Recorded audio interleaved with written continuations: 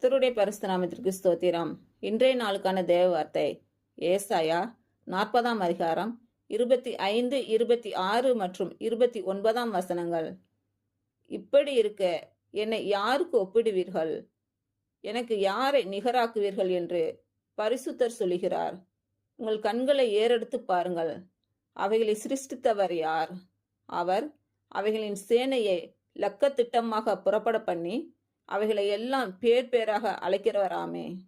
அவருடைய மகா பலத்தினாலும் அவருடைய மகா வல்லமையினாலும் அவைகளில் ஒன்றும் குறையாமல் இருக்கிறது.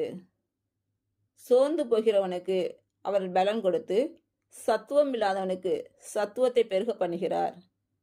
இன்று பிறந்த நாள் மற்றும் திருமண நாள் காணும் அனைவருக்கும் இயேசு கிறிஸ்துவின் நாமத்தினாலே வாழ்த்துக்கள். கர்த்தர் உங்கள் பலவீனங்களை மாற்றி உங்களுக்கு பலத்தை கட்டளையிடுவாராக.